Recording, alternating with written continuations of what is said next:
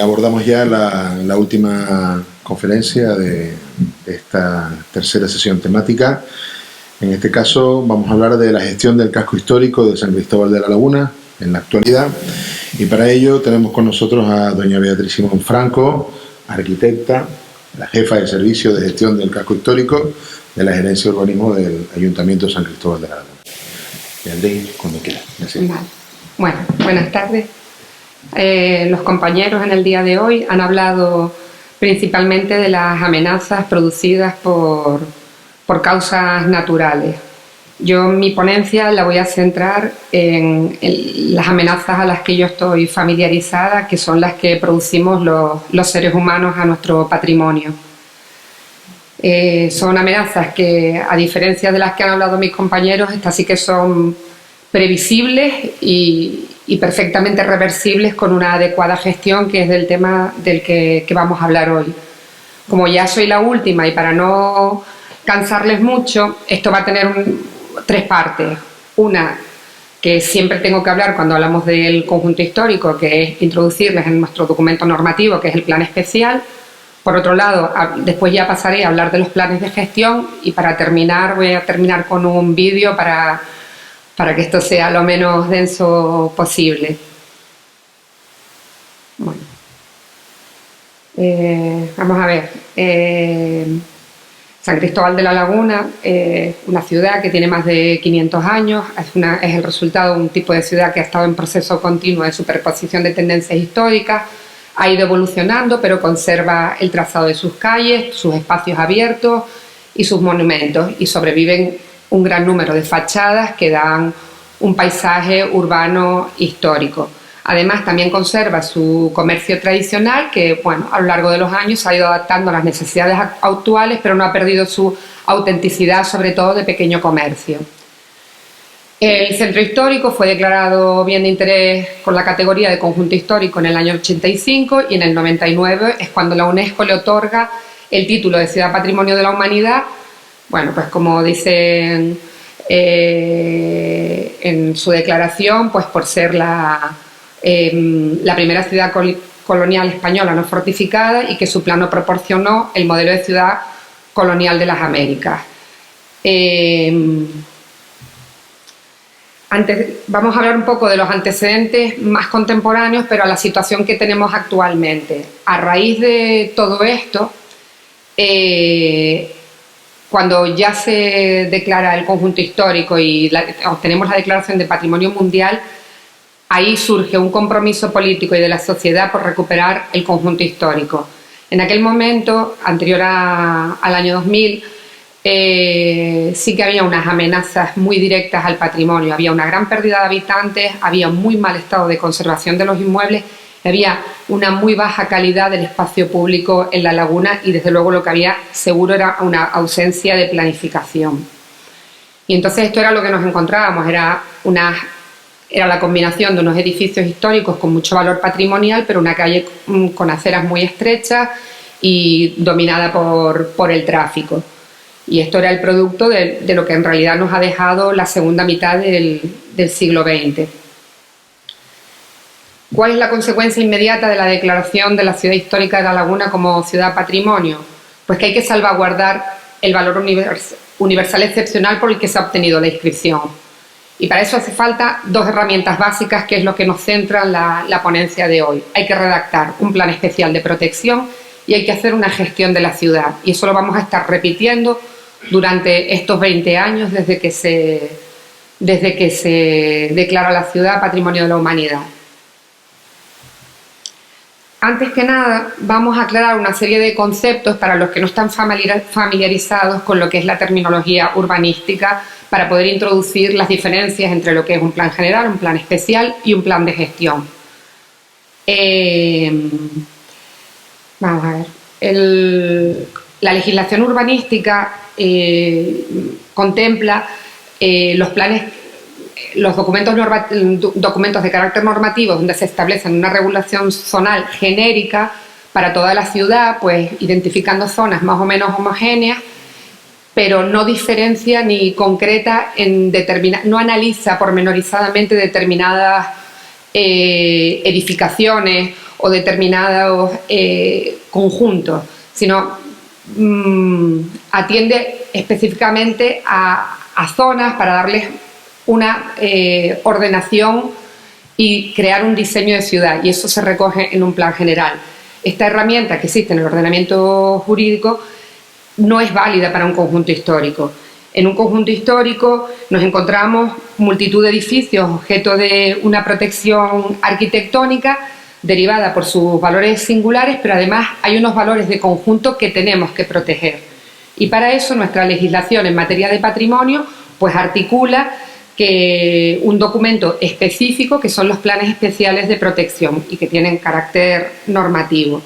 En estos documentos, en cuya tramitación participan de forma vinculante las administraciones competentes en defensa del patrimonio, ya se dispone de una normativa que establece pormenorizadamente las condiciones edificatorias de todos los edificios del conjunto histórico, acordes con su protección patrimonial. Y en consecuencia, pues la concesión de las licencias en estas edificaciones ya se puede realizar de forma reglada. Esto es muy importante porque este tipo de documentos es los que nos dan una seguridad jurídica a todos los operadores que entramos a formar parte de ese proceso de autorizaciones. Bueno, esto era una aclaración de conceptos para introducirles que luego un plan de gestión ya no tiene ese documento de carácter normativo. En los planes de gestión para las ciudades patrimonio es un documento que exige la UNESCO porque lo considera necesario para los bienes culturales y naturales inscritos en la lista de patrimonio mundial, entendiendo que están destinados a la ejecución efectiva de las labores de conocimiento, preservación y difusión de los valores universales excepcionales para generaciones presentes y futuras. Estos documentos, a día de hoy, si una ciudad patrimonio, si un bien quiere ser inscrito en la lista de patrimonio mundial, es un documento que ya tiene que acompañar a la inscripción o a la solicitud. Pero los bienes que se inscribieron con anterioridad, creo que al 2010, no requerían de estos planes de gestión. Es algo que la UNESCO nos va exigiendo para que nos vayamos adaptando y estar en igualdad de condiciones que con el resto de los que se han inscrito con posterioridad. Actualmente La Laguna no lo tiene. De las 15 ciudades patrimonios de España, creo que hay 2 o 3 que sí lo tienen, el resto no, y el Grupo Ciudades Patrimonio está elaborando actualmente unos pliegos genéricos para poder dar cobertura y dar cumplimiento legal a esta exigencia. Bueno, vamos a volver a explicar un poco por encima las líneas base del Plan Especial de Protección del Casco. La aprobación fue en el año 2005, fue un antes y un después para nuestra ciudad histórica. Se concibió como un plan que tenía que combinar la protección de más de 600 inmuebles con valor patrimonial y, a su vez, los procesos de revitalización urbana necesarios para incrementar y consolidar el número de residentes de nuestra ciudad, así como, además, extender la ordenación de sus zonas más próximas. Tenía 4 líneas estratégicas básicas, que tenía que ser un espacio habitado de alta calidad, accesible y con oportunidades económicas. Y así fue como pues, se pasó de ese entramado de calles que les enseñé antes, de aceras estrechas y dominadas por un tráfico rodado y plazas con problemas de accesibilidad, a hacer un espacio de calles peatonalizadas que realmente se pusieron a disposición del ciudadano en un proceso que es claramente ya irreversible y que constituye el mayor espacio público en una ciudad histórica en la isla de Tenerife. Bueno, una de las claves fundamentales del plan especial es su regulación de uso. El plan especial estaba muy preocupado pues, porque no se produjera un proceso de gentrificación. Ya estaba ocurriendo en aquel momento y identificó la zona centro, que ahí la ven marcada en color rosa fuerte, como una zona predominantemente comercial. Lo que ven como zona 2, que es la zona naranja, era una zona ya donde mezclábamos el residencial y el comercial, y a partir de ahí ya el resto es prácticamente todo residencial, y los usos comerciales ahí ya no se permiten. La peatonalización de las calles fue otro elemento clave del plan especial y de la transformación de la ciudad. Y otra de las cuestiones muy importantes de nuestro plan es cómo reguló las determinaciones urbanísticas de la edificación. Distinguió pues dos tipos de edificación, la obra nueva y los inmuebles que se catalogaron. Para la obra nueva pues puso limitaciones de edificabilidad y ocupación pues en base a un estudio que hizo de la tipología de las casas tradicionales de la laguna, y cualquier edificación de nueva planta en la laguna, independientemente del número de plantas que tenga, que no puede llegar a más de 3, en todo caso, pues limitó la edificabilidad a 1,7 metros cuadrados de techo por metro cuadrado de suelo, y la ocupación al 70%, excepto en parcelas muy pequeñas. Y después, bueno, pues tuvo unos criterios de regulación de altura y de condiciones estéticas, pero sin intentar coartar el libre diseño de las arquitecturas contemporáneas. En los inmuebles catalogados introdujo elementos muy novedosos para la época. Luego ya en el 2019 nuestra actual ley de patrimonio ya los ha recogido, y los ha recogido con más, incluso con más rigor, pero en el 2003 ya el equipo, cuando empieza a trabaja con unas premisas que son importantes, y es tener el levantamiento de los edificios y haberlos visitado, haber detectado sus valores patrimoniales y eso haberlo traspuesto a una ficha. Entonces ya en ese año, en esa época se elabora una metodología para redactar ese tipo de fichas y elaborarles a cada una su ficha de ordenación pormenorizada. Pero claro, todo no iba a ser perfecto, no se pudo entrar a todos los inmuebles. No se pudo entrar por varias razones, o porque no se localizaron a los propietarios, porque en aquel momento había muchísimas casas que estaban abandonadas, o porque los propios propietarios no estaban acostumbrados a esto, ni teníamos ninguna legislación que les obligara, y simplemente no dejaron entrar. Este es el nivel de ordenación al que se llegó con las fichas. Se utilizaba en los planos de planta, incluso en algunos casos, ahora se los voy a enseñar, el plano de sección, y se identificaban, pues aquí en esta ficha pueden ver cómo se identifica pues en color rosa, magenta, el elemento a proteger, el azul pues para identificar las zonas libres de edificación, en rojo los elementos a eliminar, y aquí lo que ven en verde era una zona susceptible de ser edificada. En este caso, pues esta ficha concretamente también venía acompañada de una sección donde se podía ver claramente el grado de intervención que se permite en este edificio concreto. Y luego venía un cuadro pues de ordenación que viene acompañada con el resto de normativa que hay en la ordenanza del PEP. Y luego estaban las fichas B. Las fichas B fueron ese tipo de edificaciones a las que no se pudo entrar y que se catalogaron pues como se catalogaba en esa misma época, pues a través de los planos del catastro y ortofotos, y desde una visual desde la calle. Son unas fichas con un grado de definición pues muchísimo menor, pero que nuestro plan especial también les dejó, pues se salvaguardó en un artículo que para cualquier intervención que quisieran realizar los titulares de los inmuebles, pues tenían que presentarnos ellos el levantamiento, tenían que permitirnos la inspección y redactar la correspondiente ficha A, que además, para que realmente sea una ficha A, pues deberá tramitar el correspondiente procedimiento de modificación menor del plan especial. Bien.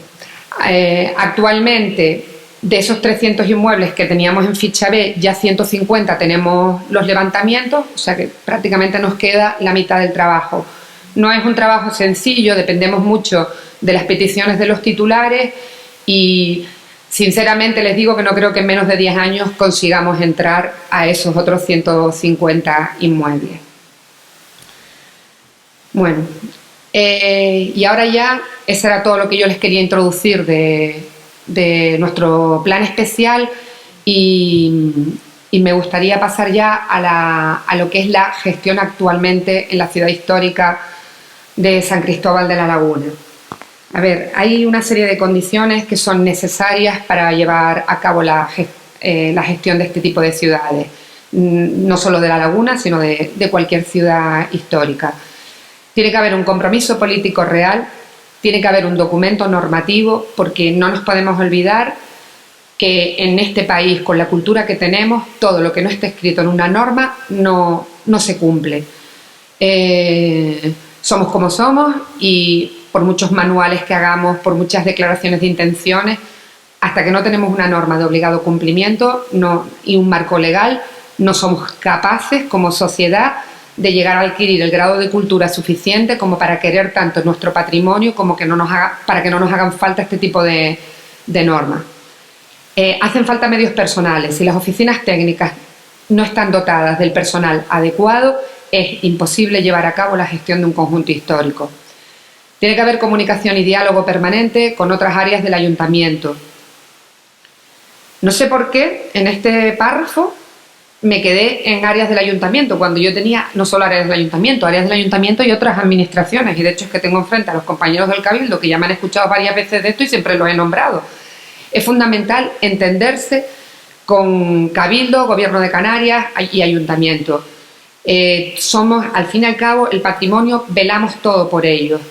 No es solamente una decisión municipal, no es solamente la seguridad ciudadana, obras de infraestructuras, turismo, servicios municipales. Intervenimos todos dentro de la conservación de nuestro patrimonio. Y luego tiene que haber una planificación de la gestión de la ciudad a corto, medio y largo plazo. Hay problemas que hay que solucionar ya y hay problemas que a lo mejor, bueno, pues pueden esperar un poco más, pero eso en todo caso hay que planificarlo. Y ahora vamos a introducir un poco qué es un plan de gestión para la ciudad de patrimonio. La inscripción en la lista de Patrimonio Mundial, de acuerdo a la Convención de la UNESCO de 1972 sobre la protección del patrimonio mundial, cultural y natural, supone el reconocimiento de unos valores excepcionales y hay obligación de protegerlos, documentarlos, conservarlos, rehabilitarlos y tutelarlos para las generaciones presentes y futuras. A lo largo de los años de vigencia de esa convención se han ido precisando directrices, criterios, metodologías, estrategias. La página de la UNESCO, de hecho, tiene colgadas las estrategias porque en función del bien, todos los bienes no son iguales y tienen las mismas características, tienes que identificar el tuyo propio y orientar tu gestión hacia tu bien y lo que tú necesitas conservar.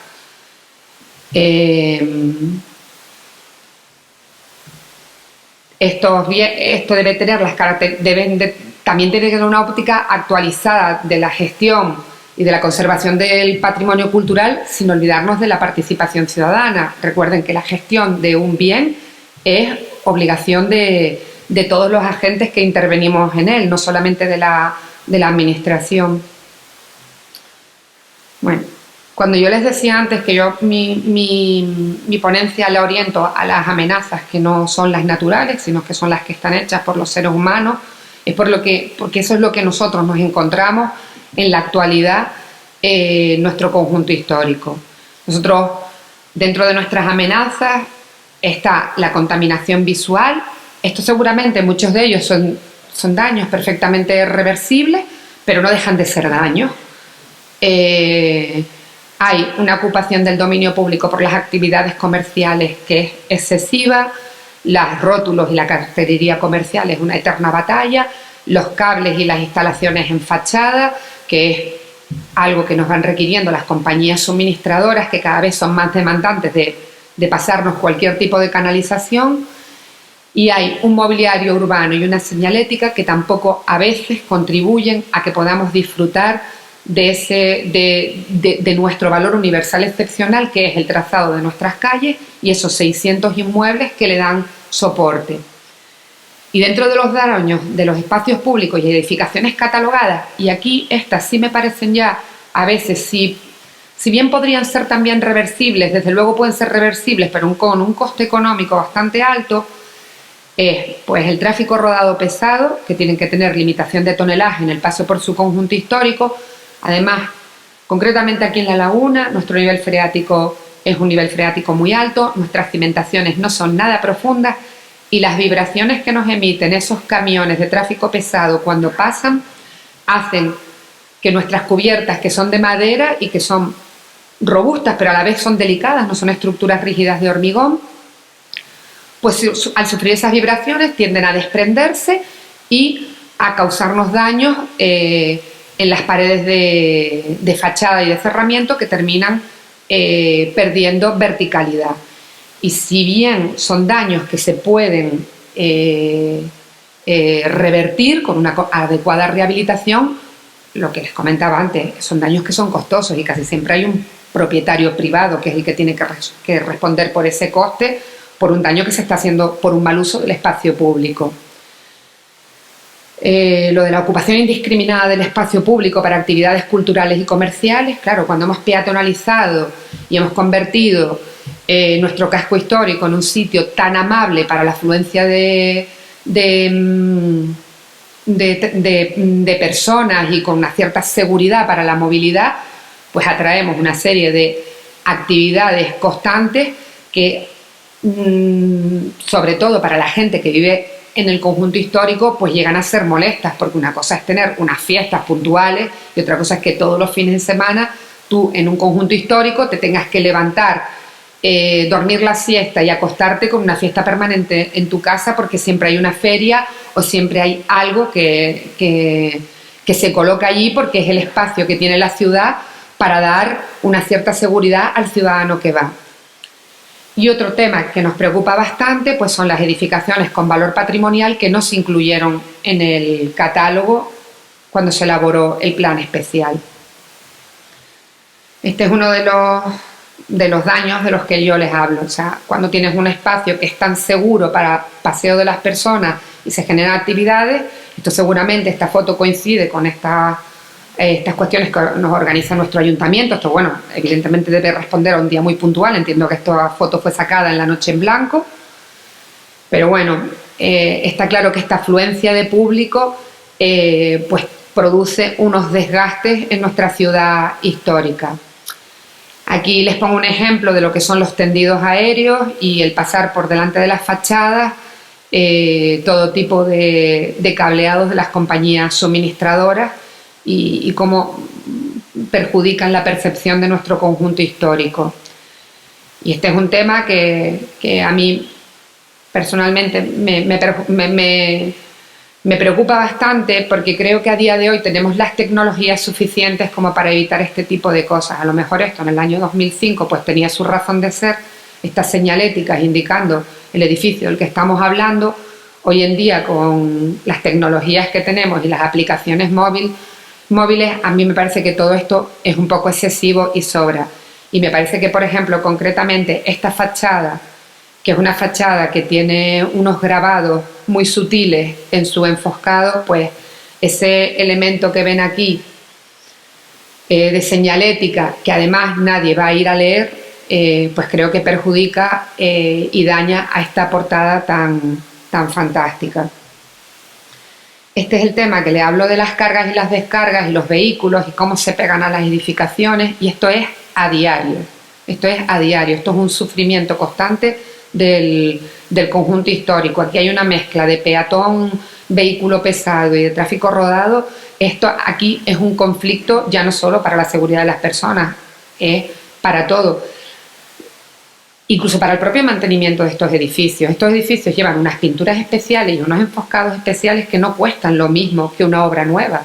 Pues si en una obra nueva un enfoscado normal ronda los 20 euros el metro cuadrado, un enfoscado a la cal no baja de los 60-80 euros. Entonces, pues todo esto, soportarlo a diario, nunca nos podemos olvidar que el patrimonio siempre está en la mayor parte en manos de privados. Bueno, las cuestiones de gestión del casco histórico que están contempladas en nuestro plan especial y en las ordenanzas. La regulación de los rótulos, con mejor o con peor acierto, pero bueno, están contemplados.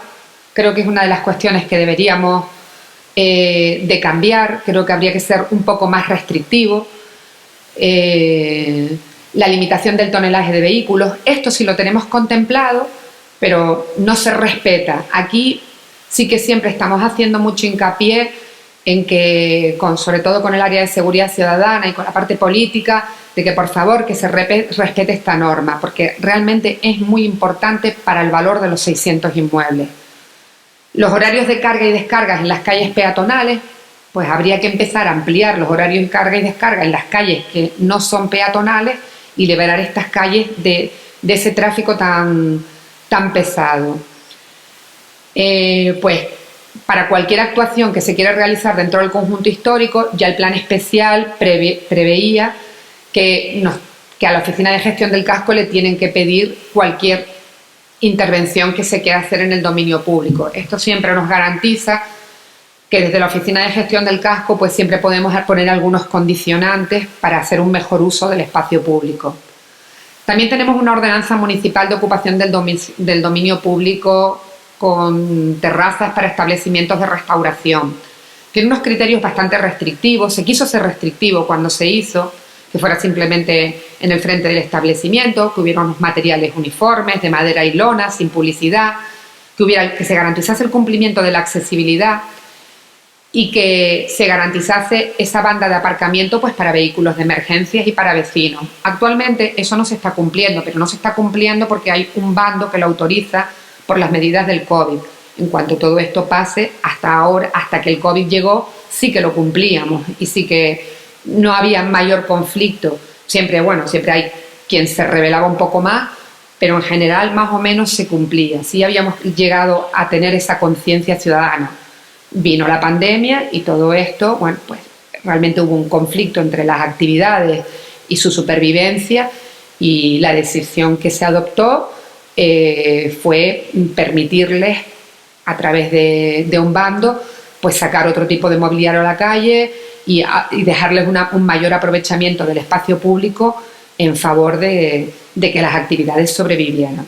Bueno, esto es un ejemplo de lo que teníamos hasta antes de la pandemia y que yo estoy seguro de que no va a haber mayor problema en volver a recuperarlo. ¿Qué acciones hacemos con respecto a la gestión? Pues hacemos una formación continua a los agentes intervinientes, políticos, funcionarios, ciudadanos, proyectistas, a todos los agentes y operadores del conjunto histórico. Estamos en constante diálogo desde la Oficina de Gestión del Casco para que entiendan el por qué tenemos que proteger todos estos valores. Hay una vigilancia exhaustiva del cumplimiento del deber de conservación de las edificaciones. Tenemos actualmente 25 expedientes de declaración legal de ruina de inmuebles catalogados. Antes el compañero dijo que ni ruina ni demoliciones. Bueno, el expediente se llama de declaración legal de ruina porque así lo dice la ley, pero las demoliciones no están permitidas porque también lo dice la ley. De esos 25 expedientes, 12 actualmente ya se están rehabilitando, pero nosotros hasta que no terminan la rehabilitación completa no los sacamos de la situación. No los seguimos teniendo en cuarentena hasta que acaba completamente. Hay 30 expedientes de orden de ejecución, pues lo típico, pues porque se les cae un trozo de ventana, ya cosas mucho más menores y que no han llegado a ese nivel de deterioro. Y hay una cuestión que nos preocupa bastante y es, hay inmuebles que tienen un alto valor patrimonial, que están en muy mal estado y que por la situación de sus propietarios, pues porque son familias a lo mejor con ya un nivel de herederos importante, un nivel de abandono bastante importante de los inmuebles, pues ya sabemos que va a ser casi imposible que ellos los rehabiliten. Pues estamos intentando gestionar con otras administraciones la adquisición de ese tipo de inmuebles por parte de la administración para que pasen a manos públicas y que realmente se pueda conseguir ese objetivo de recuperarlos y darles la oportunidad de ser disfrutados por la ciudadanía. También estamos modificando el plan especial para incluir edificaciones con valor patrimonial que no fueron incluidos inicialmente. Actualmente estamos con 72 inmuebles. Es una labor tremendamente difícil. Ustedes ni se imaginan. Yo estoy súper de acuerdo con lo que la Ley de Patrimonio dice respecto a las fichas que hay que redactar. Me parece que ese es el contenido y la seguridad jurídica que le debemos de dar a estos inmuebles, que es mucho mejor que se haga con dinero público que no cargarlo sobre los propietarios, pero es complicadísimo entrar a los inmuebles. De los 72 inmuebles, actualmente hemos entrado a 50, a 40, y los otros estamos todos con autorizaciones judiciales de entrada para poder acceder a esos inmuebles. Se nos siguen resistiendo los propietarios a que entremos en sus casas para poder catalogarlas. Pero bueno, seguimos en esa batalla. Hay campañas continuas de regularización de rótulos para cumplir con la normativa. Hay negociaciones con las compañías suministradoras para la retirada del cableado de fachada. Continuamos con la peatonalización y ahora tenemos también un proyecto muy bonito de fototeca histórica que está en un proceso muy embrionario, pero ahora les voy a poner unas imágenes y queremos documentar a nivel de calle cómo ha sido la evolución de nuestra ciudad en el pasado y en el presente. Para eso estamos contactando con todas aquellas personas que puedan tener fotos históricas de la laguna, con coleccionistas. Estamos pidiéndole las autorizaciones para que nos los permitan publicar en el futuro. Es algo que tenemos pensado bastante a largo plazo, pero bueno, ya hemos empezado el trabajo, ya empezamos a tener nuestras primeras fotos, nuestros primeros permisos y en ello estamos. Aquí esto es un ejemplo de la regularización de rótulos. En un conjunto histórico todo el mundo quiere ser visible, pero no puede ser. O sea, hay cosas que no podemos permitir. Todo el mundo nos saca cosas a la calle, pues no, las tienen que meter dentro. En fin, hay una serie de cosas que los seres humanos somos bastante expansionistas en nuestro comportamiento. ¿Cómo creemos desde nuestra oficina de gestión del casco histórico que debería de ser ese futuro de plan de gestión? Pues tenemos que identificar amenazas comunes a todas las ciudades patrimonio de la humanidad, que esas más o menos las tenemos más o menos claras y las 15 ciudades patrimonio pues ya se están ocupando de ese trabajo. Tenemos luego que identificar también las amenazas a nuestra ciudad, que también creo que las tenemos más o menos claras, tener claro lo que les comentaba antes, qué daños son reversibles y cuáles son irreversibles, y tenerlos muy claros porque los irreversibles hay que atacarlos desde primera hora. Hay que buscar soluciones y alternativas en ciclos de acciones a corto, medio y largo plazo para proteger, conservar y poner en valor. Hay que hacer un enfoque integrado de la gestión y asegurar el mantenimiento de todos los aspectos del valor universal excepcional por el que obtuvimos la declaración. Y ahora esto lo marqué en azul porque luego les voy a poner un vídeo de una cosa que es importante y que es de una de las directrices que nos dice la UNESCO. Hay que ceder de los límites del bien y abarcar zonas de amortiguamiento, así como el entorno más amplio. Y después, primero les voy a poner las fotos, pero después voy a terminar poniéndoles un vídeo de un ejemplo que conseguimos en la laguna poner en marcha por un problema que detectamos en el 2018 en el conjunto histórico. En el 2018 nos vimos con un problema muy gordo y era que la actividad comercial era tan grande, había tal nivel de actividad comercial que se nos empezaban a subir a las segundas plantas de las edificaciones. Estos edificios no están preparados para tener actividades en segundas plantas, son edificios de madera con una estabilidad de incendios limitada y están más preparadas para tener usos mixtos, locales en plantas bajas y residencial arriba. Empezaba a colapsar, había una afluencia tremenda de gente que se nos venía a la laguna a pasear porque no hay sitios donde pasear. Entonces nos encontramos con una situación que decíamos, hay que buscar alternativas y se nos ocurrió un proyecto, pero ese se los voy a enseñar luego en el vídeo. Se nos ocurrió un proyecto de urbanismo táctico que luego la pandemia nos dio la oportunidad de ponerlo en marcha. Lo elaboramos y conseguimos conectar nuestro centro histórico con la universidad a través de Heraclio Sánchez con nuestro proyecto de urbanismo táctico. Todo eso salió desde la Gerencia de Urbanismo con el apoyo del área de movilidad sostenible, y aprovechando justamente la pandemia, pues lo pusimos en marcha y ha tenido su éxito y hemos conseguido recuperar un eje que estaba degradado. Cuando hemos tenido el encuentro de las ciudades patrimonio y hemos tenido que llevar los ejemplos de gestión del conjunto histórico, es todo uno de los ejemplos que se ha llevado como utilizar esa zona de amortiguamiento para canalizar algo que nos estaba presionando excesivamente en el conjunto histórico. Y bueno, ya voy casi a terminar. Les voy a mostrar, apoyándome en ese proyecto embrionario de fototeca, combinado con unas fotos que alguien tomó en la pandemia y donde realmente pues puedes contemplar la ciudad sin ese factor humano, pero que luego por otro lado también de alguna manera, que nosotros somos bastante críticos, nos tranquiliza el saber que cuando vemos esas fotos históricas combinadas con las de la pandemia, pues que más o menos la percepción de la ciudad sigue siendo la misma, con lo cual estamos bastante contentos de que creemos que tan mal no vamos. Vamos a ver si soy capaz de ponérselo.